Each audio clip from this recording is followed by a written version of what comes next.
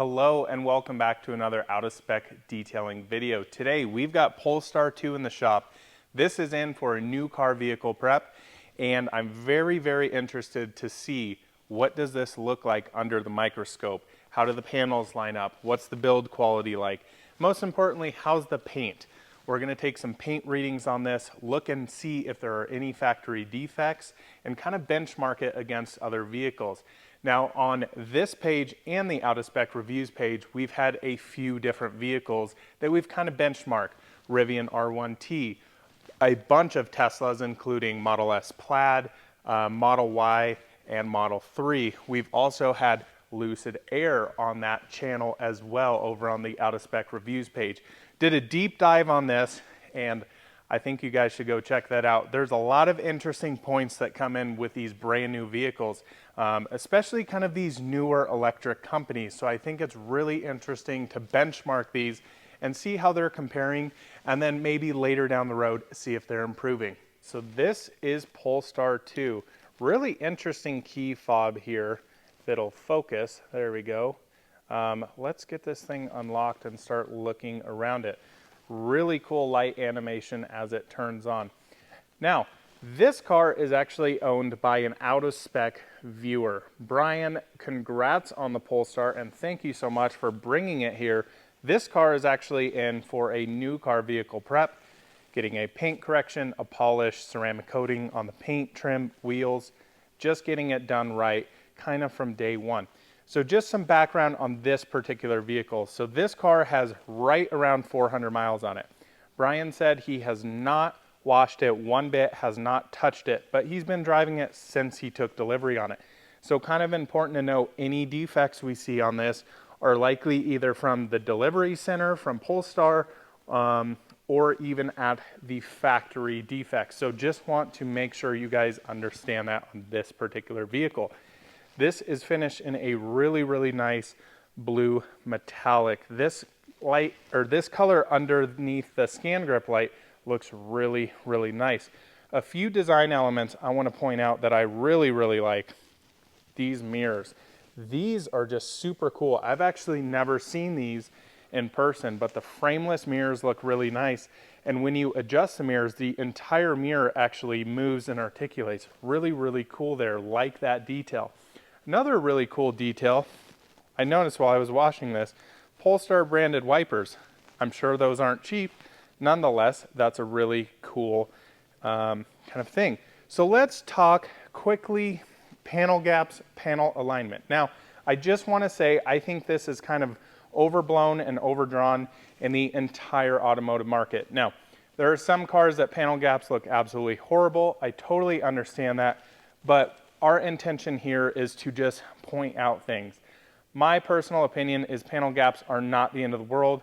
Nonetheless, we're here to show that. So first off, just wanted to note something here. We've got a little bit of plastic, so I'm wondering if there was some plastic that was covered on here. We'll definitely have to get that out with some tweezers. First off, noting this panel alignment here, and I'm going to show you the other side as well. Really kind of a big gap here compared to the other side. Let's swing around here. Let me show you this. So this is quite a bit tighter here, but very similar. Now down here, quite a big panel gap in my opinion. I can almost stick my entire pinky in there. Is that the end of the world? I don't know. But compared to back here, around the same, but a lot tighter back here. So a little bit of panel misalignment. Same here, as it's a little bit tighter here than it is on the trim. Again, pointing these things out. My opinion, not the end of the world. Also, quick note, I really think this is a cool design piece. So they actually take the same color badge, but make it satin on all the cars. So if you have a white Polestar, that's a satin white emblem on both front and back. Now, as far as other gaps I've seen, this seems really similar to the other side, but in my opinion, a little bit big. Now here on the door, noticing a little bit of panel misalignment there on that trim. I don't think it's actually the door, I think it's only the trim. Kind of the worst panel, in my opinion, is the trunk as far as alignment. Now on this side, everything looks nice and tidy. We've got a really, really nice even gap here, as well as here. Let me show you this side. So this is a big kind of piece because this actually all comes up with the glass, unlike Tesla Model 3 or something like that. But as we come over here, look at the panel gaps here compared to the other side. I can fit my entire pinky in there. And then at the top here, the quarter panel sits substantially higher than the actual trunk lid. Now, I don't think I'm going to be able to adjust it this way, but I probably can bump this side up a little bit with the little pieces inside. So I think we could likely resolve this area. Now, let's kind of quickly go over just my impressions. So far, it seems decently premium on the outside. Other than a few little misalignments here, I wouldn't say it's bad at all. Everything looks fairly neat and cohesive, other than I think probably the hood, a little bit of pieces on the lower plastic, and definitely the trunk. So let's quickly go through the interior here. Now, I don't want to make a huge point on the interior, just want to show you this particular car. Now this opening the door sounds really nice, as well as closing. A nice thud there. Seems decently premium. Now, this interior is not the full leather. And I would say this, in my opinion, doesn't feel like the most premium interior out there. These materials up here, I don't know how the leather ones are. This is honestly the first Polestar I've been around, so that I'm really excited to see this. But some of these materials, just in my opinion, don't feel the nicest. Very scratchy. This is almost feels like a wetsuit type of material here, as well as on the seats. Very curious to see how that cleans up from a detailing perspective. Also noting here on the bolsters, we've got some cloth accents. Yeah, I would say that would be my only kind of negative on this car as far as premium feeling. Some of the dash components and there on the center console, in my opinion, don't feel the most premium, but I think it's still a nice design. It's very minimalistic. All right, so we've got the paint meter here. Just want to quickly tell you why this is so important. So this paint reading device measures in mils. So just on average for you guys, a car is typically that I see between 4 to 6 mils. When you get into some other cars that have, like, say Porsche's paint to sample, you're gonna see higher and higher readings, somewhere in like the 10 to 12 range. But this tool is very important to make sure I have enough paint to work with. Kind of an interesting story, and I don't wanna just keep bringing this up, but this is why this tool is so critical to understand from a detailing perspective. So this was a brand new Lucid Air Grand Touring. This was scheduled to come in for a full paint correction, polished ceramic coating. But let me show you a reading over here. On the front there, under 3 mils of paint, and very, very consistently around here, I've seen low readings. I saw a reading as low as 2.24 mils on this car, meaning there is little to no paint. So, nonetheless, let's pop over to Polestar here, and let's see some readings. 488, so nearly 5 mils there. I'm not going to go around the entire car, but so far that seems pretty darn consistent. Within a half a mil is very, very consistent. Let's go in the center of the hood here. 5, pretty much on the nose there.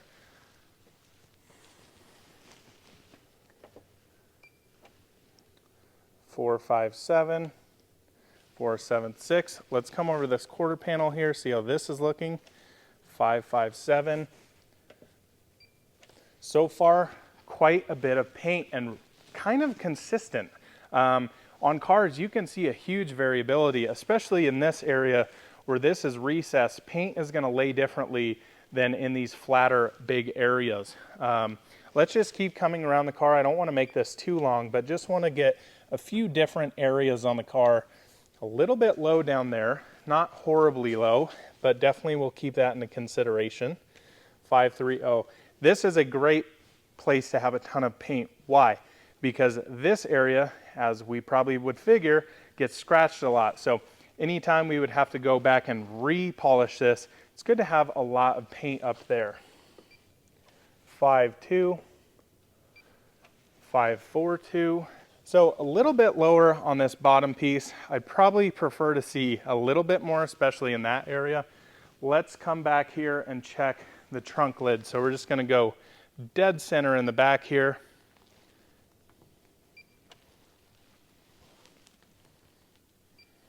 Pretty darn consistent. I'm pretty thrilled to see that. You can see these cars that will be like 4 mils, 6 mils, and that's pretty darn common. So I think in general, this car seems almost a little bit more consistent as far as paint, which I really, really like to see. Let's just go here on the rear quarter, almost 6 mils there. Very nice. Let's come over here. That's pretty awesome to see. Now I just want to quickly show you guys one more time. This is the panel over here on the Lucid. Look how low that is. I mean, that is just insane to me that that is on a brand new car. So I would say Polestar, a lot more paint than Lucid, just kind of interesting. This falls very, very consistent with most cars I see in here. That 4 to 6 mil range, I think that's a good amount of paint. I would probably put this almost a little bit higher than most cars. A lot of Audis I see right in that 4 to 4.5 range. So really, really good as far as that. All right, so we've got the lights turned off here. I do have one light because it seems to help the camera focus slightly better. So it's not gonna be full pitch black, but just wanted to make that note. Now this is a scan grip light. I've had questions before about this in the past. What is the point of looking at scratches if you can only see them with a flashlight? Well, you can't only see them. What this does is mimics the sun. So I can have a closed off environment in here instead of being outside where it's noisy and has clouds and anything like that. What I use these for is to be able to inspect the paint, because if you were to take this thing outside, you could definitely see scratches and swirl marks in the right angle, lighting condition. So we're trying to make this as good as possible. Let's quickly start here because I've seen a lot of defects here. So noticing, look right around that light source. We've got quite a bit of scratching in there. Not too severe, but definitely some wiping marks going on. Now on the paint here, noticing that kind of ghosty haze to the east and west of that light there. That's a little bit of rotary polishing. Now if I pop over here, yikes. We've got a lot of rotary polishing going on there, some really deep scratches. Check out up there, we've even got it a little bit going on above the window there. So quite a bit of polishing going on so far. Let's check the B-pillars here. Really deep scratches there. So this could be from maybe wiping down this car after a wash at the dealership. Again, Brian had told me he has not touched this car, so I want to make that clear. Look at this spot down here on the window trim. Tons of rotary marks there. Almost a big shiny spot, as you can see right here at the light source to gray. Really kind of interesting, doing a lot of work polishing there. And yeah, wow. Quite surprised to see that much going on. Let's check the mirrors because these are always a hot spot for automakers. I'm not sure why, but they tend to polish these out quite a bit. Looking pretty good. The A-pillars here, definitely quite a bit of scratches going on, but not too bad. Really pretty metallic here though. I really like this color. It's almost like a powdery blue. Really, really nice. Definitely some good scratching going on here. So I would assume what those deeper scratches are, probably a lot of wash marks from the factory. Noticing here, let me see if I can pop this in. Let me see if I can zoom in here for you. Look right around that light source. See all that pitting? Those are not rock chips. I'm wondering if that's either solvent pop or some sort of something going on there. I also noticed quite a bit of it down here on this area, but as you'll notice as we pop over here, not as much. Kind of interesting with what's going on there. Again, the satin badge, really cool to see that. But yeah, let's keep walking around here. I may shut off the light here quickly and go around and point out some defects. Actually just found one up here, another rotary mark right on the hood. As you can see right there on the light source, looks like we've got a good little sanding mark. Yeah, definitely quite a bit of work going on here as far as polishing areas. Let's come over this side, check the mirror, A-pillar, very similar. This side, look at those interesting spots in there. So you can see it's kind of gray on the outside, and then it's got these really nasty looking rotary marks on it. Wow, very, very interesting in that part there. That's kind of strange for sure. Definitely going to need a lot of polishing. Probably going to definitely need to compound this car, I'm thinking. Also coming down here, more rotary marks and polishing marks from Polestar right in this area. Now, I'm not super familiar with Polestar. I don't know if they do any of this at the dealership or their delivery point, but just pointing those out. This is typically a manufacturing area where they do that. Let's check up here on the sunroof area. Don't see a whole lot up there, just a few scratches here and there. Again, another rotary mark there. Really, really interesting. Surprising that they're polishing these so much. More areas here. Really not looking that good here, Polestar, as far as polishing defects. It's so funny because I get the comment all the time, why the heck do new cars need to be paint corrected, polished, and all that? I just show that to you. It's kind of crazy that these cars come in like that. And you get those people who want to argue, oh, well, that was done by the person. Again, this is a scenario, this is something I see all the time on every single manufacturer, for the most part, right? I just had a Tesla Model Y Performance. Hopefully we'll have that video up before that. Had little to no polishing done on that car, so really interesting. Now on the other side, Kyle's Model S Plaid had polishing marks everywhere. Probably one of the worst I've seen out there. So a difference between a gloss black $140,000 car versus a $70,000 gray metallic. Just kind of interesting to know that Tesla, even though they've got, you know, building cars, they can be so different between cars. So this, take that with a grain of salt. Not every Polestar is going to come here and have that, and have marks here, here, here, and here. But I'm just trying to show that this is very common. All right, had some time to walk around the car more. Check out these taillights. Definitely some scratches in them as well. More polishing marks down here. Really surprised to see how much they are polishing, and it looks like Polestar is either at the dealership or factory. My assumption would be factory is polishing these with a rotary and causing not the nicest looking blemishes. In my opinion, not the worst. I would rather see rotary marks like that than really, really heavy sanding marks that we have to sit there and compound.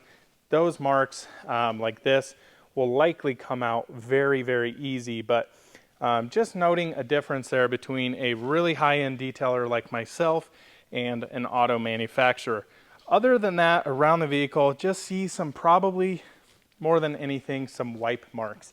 I would really assume that that's most likely from the car being delivered to Polestar Denver, where this car was picked up, and probably washed, getting ready for Brian to pick this car up.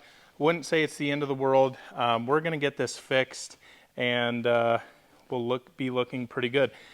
All right, so I've had some time to look over Polestar 2 with my own eyes instead of through the camera lens, and I would say this is pretty average to what I see on any new car. Definitely some scratches from either washing or QC at Polestar, but definitely on this car more than I often see, quite a bit of polishing marks. Now what I am glad to see is we don't have a ton of denibbing marks, a lot of sanding marks, or like really, really heavy DA compounding marks. I would say most of these defects will be pretty easy to remove. Curious to see once I get into actually paint correcting this car, is this a very soft paint, or is it kind of medium, or is it super hard? My kind of initial impression just looking after it with how those polishing marks are, it's going to be kind of in the medium side, so it's going to be relatively quick to compound to fix the defects and relatively easy to remove the defects we put in with the DA haze, all of that during the compounding session. I don't think this is going to be anything like the first video you guys saw on the out of spec detailing channel with Model S Plaid, where it's just like as soft as butter. It was just a nightmare to polish out. Overall, my personal opinion is I would say I'm decently impressed with Polestar 2. I think the outside has a really nice design. I would say my personal opinion, the interior, and I understand this isn't the leather spec, but could be a step up. I think some of the materials in this, especially at this price range, say you compare this to Model 3, my personal opinion is Model 3 has a little bit better internal materials in it. But nonetheless, I think this is a very decently built car. Very, very excited to get this thing fully paint corrected, polished, ceramic coated. I may have some more thoughts as I get totally into that, but nonetheless, I would rate this pretty normal compared to all cars. I did like to see that there's a little bit more paint than I normally see. I really see between that 4 to 5 range. So when we're on that higher 5 end, it's really, really good to see. So thank you guys so much for joining us for another out of spec detailing video. I'm really curious to see what you guys want to see. What cars are you looking, do you have on order maybe? Are you interested in comparing automaker to automaker, or any new cars that you'd like to see in this kind of benchmark style look over? Thanks for joining us on another out of spec detailing video.